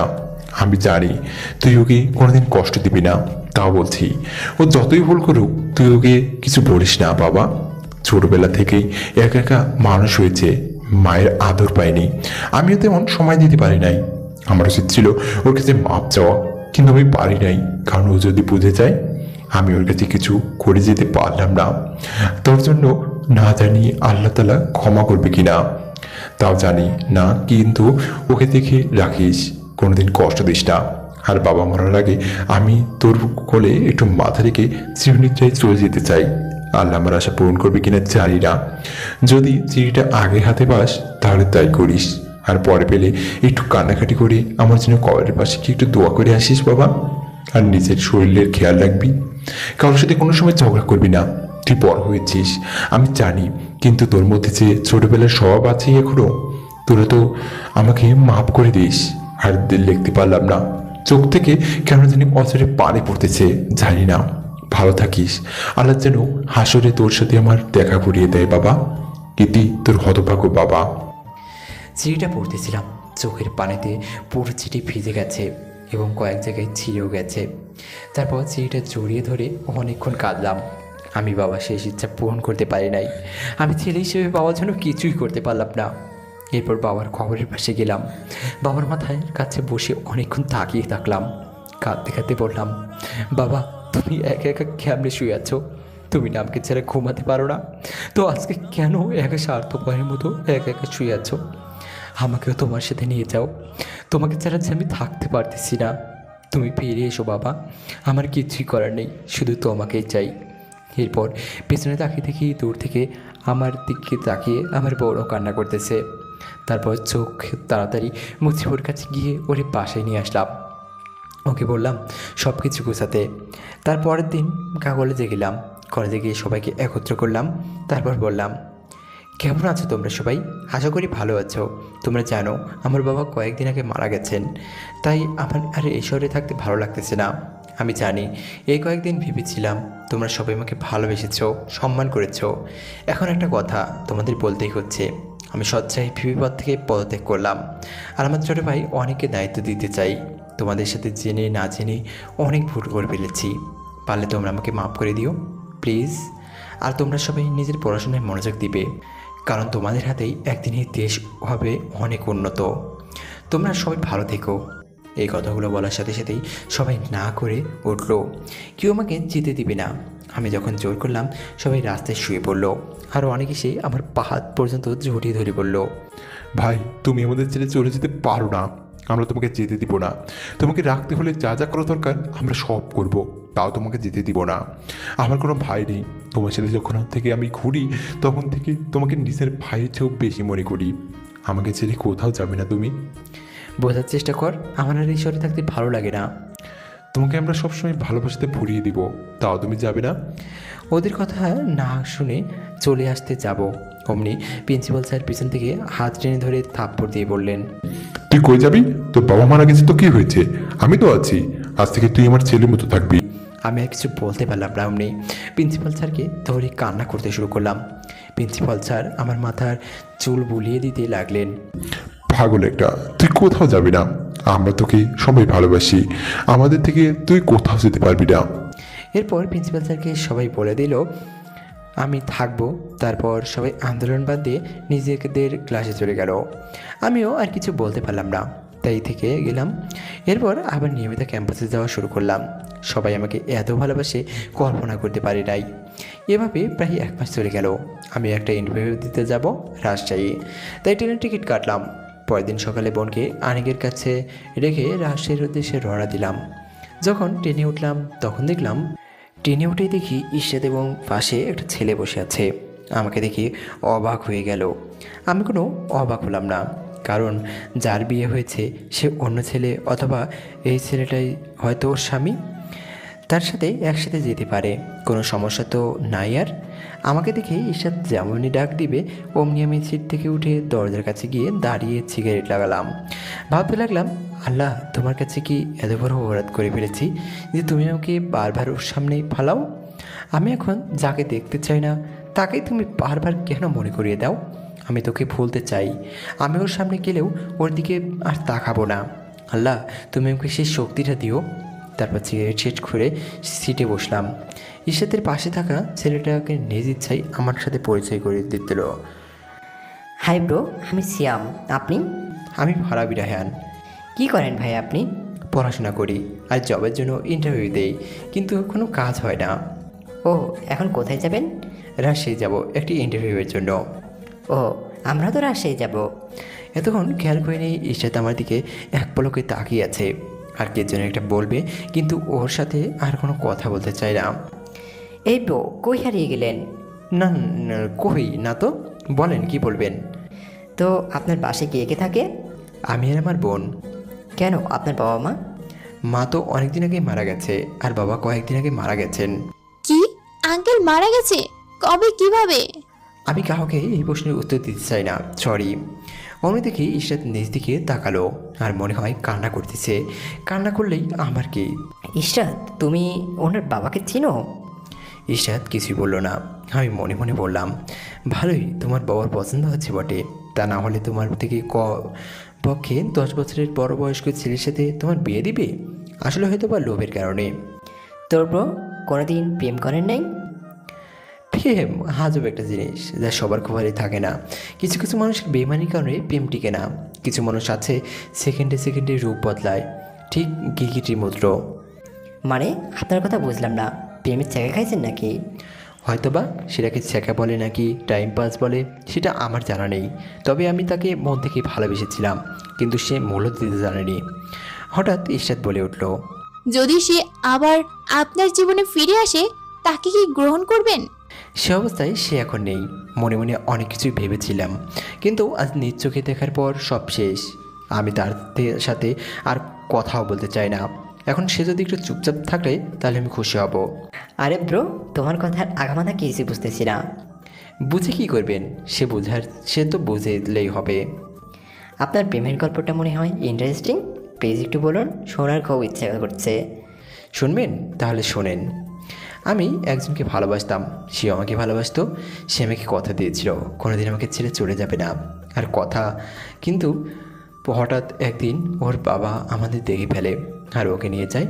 তার কয়েকদিন পরে ওর এঙ্গেজমেন্টের আয়োজন করা হয়। আপনি আর কোনো চেষ্টা করেননি? আমি চেষ্টা করিনি। আমি ওকে নিয়ে আসার জন্য ওদের বাসায় যাই। বাসায় গিয়ে ওকে বলি আমাকে ভালোবাসে কি না। সে আমাকে না করে দেয়। তারপর আরও যে সব ঘটনা ছিল সব কিছু খুলে বললাম। এখনও মানুষ এরকম আছে, দুইবার মরার চেষ্টা করেছে। মানুষ এত খারাপ কেমনি হয়? আপনার ঘটনা শুনে আমার বড় আফসোস হচ্ছে। যদি সেদিন মেয়েটা যদি আপনাকে বলতো আপনাকে ভালোবাসে, তাহলে আপনি কি করতেন? যদি একবার বলতো তাহলে পৃথিবীর কোনো শক্তি আমাদের আটকাতে পারতো না। হঠাৎ ইশরাত কিছু কথা বলল, যা হৃদয় লাগার মতো। ঈশাদ বলেছিল একটা মেয়ে কত একটা চাপের মধ্যে থাকলে তার প্রিয় মানুষটাকে ভালোবাসি না এই কথা বলতে পারে, সেটা আপনারা কেন ছেলেরা বুঝবেন না? যদি কোনো মেয়েকে তার বাবা বলে, যদি তার ভালোবাসার মানুষের সাথে কথা বাবা দেখা না করে, তাহলে তার বাবার মরামুখ দেখতে হবে। তখন একটা মেয়ে কী বা করতে পারে? যদি তার ভালোবাসার মানুষ কাছে হ্যাঁ বলে দেয়, তাহলে তার বাবা মারা যাবে। কোনো মেয়ে চায় না তার বাবা মারা যাক, কিন্তু এই কথা কোনো সময় কোনো ছেলেরা বুঝবে না, কারণ তারা শুধু ওভারেরটাই দেখে। এটা মেয়ে কখনোই চায় না তার ভালোবাসার মানুষকে হারাতে, কিন্তু পরিস্থিতির শিকার হয়, তাকে করতে বা বলতে বাধ্য হয়। সেসব জিনিস কোনো ছেলেরা বুঝবে না, তারা শুধু তাদের ভুলগুলোই দেখে। কিন্তু তারা যে একসময় ভালো দিন কাটিয়েছে সেই কথা তাদের মনে থাকে না, তাদের শুধু ভুলগুলোই মনে থাকে, কিন্তু ভালোবাসার মুহূর্তের কথা মনে থাকে না। এই কথাগুলো বলেই ঈশাদ সিট থেকে উঠে গেল। আমি আর কিছু বললাম না। কিছুক্ষণ পর আবার আসলো, তখন সিয়াম ঈশাদকে বলল, ঈশাদ চা দাও। আচ্ছা দিতেছি। এরপর চা বের করে চা দিতে সিয়ামকে। আরে একটা বানালে কেন, ফারাবি ভাইকেও দাও। আসলে আমি চা পছন্দ করি না। আরে খেয়ে দেখুন, ঈশাদ খুব ভালো চা বানাতে পারে। No thanks, I hate tea, excuse me বলে দরজা খুলে চলে আসলাম। সে সিগারেট লাগালাম, সিগারেট খাচ্ছি। হঠাৎ পিছন থেকে কে যেন বলল, চা খায় না কিন্তু সিগারেট ঠিকই খায়, কি মানুষ বাবা। পিছন থেকে তাকিয়ে দেখি ঈশাদ, তারপর কোনো দিকে না তাকিয়ে ঈশাদকে ধাক্কা দিয়ে টেনে দরজার সাথে লাগালাম। তারপর ওর কাছে 2 হাত শক্ত করে দরজার সাথে লাগিয়ে ওর মুখের সামনে মুখ নিয়ে বললাম, তুই আমার সাথে এরকম করতেছিস কেন? তোর কি ক্ষতি করেছি আমি? প্লিজ আমাকে একটু একা থাকতে দে। নিজে তো বিয়ে করে সুখী আছোস, আমাকে কেন চালাচ্ছিস তুই? আর বিয়ে করেছিস কাকে? একটা পুইরা দাম রাখে। আমাকে নিয়ে যা বলার বলো, কিন্তু ওকে নিয়ে কিছু বলবে না। কেন শরীর লাগে? আমি 100 বার বলবো, বুইরা দামরা। তোরে না করছি না ওকে নিয়ে কিছু বলতে? তুই জানোস ও আমার কি হয়? ঈশাদ আমাকে থাপ্পড় দিল। আমি ওর দিকে হা হয়ে তাকিয়ে আছি। তুমি আমাকে মারলে কেন? তুমি কি জানো সিয়াম আমার কি হয়? তোমার স্বামী, তাই তো? আরেকবার এই কথা বললে তোর ট্রেন থেকে ফালাই দিমো। সিয়াম হলো আমার খালাতো ভাই। তোমাকে যখন পিছন থেকে ছুরি মেরেছিল, জানো এটা কে ছিল? ওইটা আমার চাচাতো ভাই ছিল। তারপর যখন তুমি জ্ঞান হারিয়ে ফেলো, তখন অনেকেরা পুলিশ নিয়ে আসে। পুলিশ এসে ভাইয়াকে ধরে নিয়ে যায় এবং আমাদের সকল সম্পত্তি সিল করে দেওয়া হয়। তখন আমরা প্রায় নিঃস্ব হয়ে যাই। তখন এই সিয়াম ভাই আমাদের তাদের বাসায় জায়গা দেয়। তারপর থেকে আমরা রাজশাহীতে ভাইয়ার বাসায় থাকি। আর সেদিন অনেক ভাইয়া, যার সাথে আমার বিয়ে হওয়ার কথা ছিল, ওকে কই যেন সরিয়ে ফেলে। তাই সেদিন আমার বিয়েও হয় নাই। আমি অনেক দিন তোমাকে এই কথাগুলো বলতে চেয়েছিলাম, কিন্তু তুমি শুনোনি। আবার আমাকে তুমি অপমান করে ফিরিয়ে দিয়েছো। আর তুমি জানো, তোমাকে যেদিন আমি ভালোবাসি বলি কেন বলেছিলাম জানো? বলো, কিসের জন্য বলেছিলে? সেদিন রাতে বাবা আমার রুমে আসে, এসে আমাকে তার মাথায় হাত দেওয়ায় এবং বলায় যে আমি যেন তোমাকে ভুলে যাই, আর যদি তোমার সাথে কোনো যোগাযোগ করি তাহলে আমাকে তার মরা মুখ দেখতে হবে। আমি ওনাকে অনেক বোঝাতে চেয়েছি, কিন্তু বাবা বুঝিনি। তুমি তো একবার গোপনে আমাকে বলতে পারতা, অথবা আমাকে কাউকে দিয়ে বলাইতে পারতা। যেদিন তুমি আমাকে বলেছিলে ভালোবাসি না, সেদিন আমি মনে হয় বেশি থেকেও মরে গেছি। তুমি আমাকে মাফ করে দাও। আমার জন্যই তোমাকে এত সমস্যার সম্মুখীন হতে হয়েছে। আমাকে মাফ করে দাও তুমি। তো তুমি আমার থেকে এই 2 বছর কেমনে দূরে ছিলে? আমাকে তো একবার বলতে পারতা, কিন্তু তুমি কেন আমার থেকে দূরে ছিলে? এখান থেকে রাজশাহী যাওয়ার পর বাবা অনেক অসুস্থ হয়ে পড়ে। তখন আমি আমার মামার অফিসে চাকরি করি 2 বছর। তারপর যখন বাবা সুস্থ হয়ে ওঠে, তখন বাবা মামার অফিসে পার্মানেন্ট চাকরি নেয়। তাই আমি আবার তোমার সাথে যোগাযোগ করার জন্য কলেজে আবার ভর্তি হই। কিন্তু আমি জানতাম না তুমি আমার সাথে এরকম করবে। তুমি আমার জায়গায় হলে বলতে পারতে। আমিও অনেকবার তোমার সাথে কথা বলতে চেয়েছি, কিন্তু আমার বিবেক বাধা দিয়েছে, কারণ তখন পর্যন্ত আমি জানতাম তুমি অন্য কারো বউ। তাই অন্য কারো বউয়ের সাথে কথা বললে মোটেও ভালো দেখায় না, তাই আর বলিনি। তুমি যেই দিন প্রথম কলেজে আসো সেদিন আমি তোমাকে জড়িয়ে ধরে বলতে চেয়েছিলাম, ওদিন কই ছিলে তুমি, কিন্তু পারি নাই। অনেক তোমাকে কিছু বলেনি? না, অনেকে আমাকে কিছুই বলেনি। দাঁড়াও, অনেকের কাছে ফোন দিতেছি। ফোন দিলাম অনেকের কাছে। কিছুক্ষণ রিং হওয়ার পর ধরলো। হ্যালো অনেক। ভাই বলো। তামান্না কই? কেন আমার কাছেই কথা বলবা? না থাক, তুই একটা সত্যি কথা বলবি। ভাই বলো কি কথা? তুই জানতি তো ইশরাতের বিয়ে হয়নি, কিন্তু তুই আমাকে বলস নাই কেন?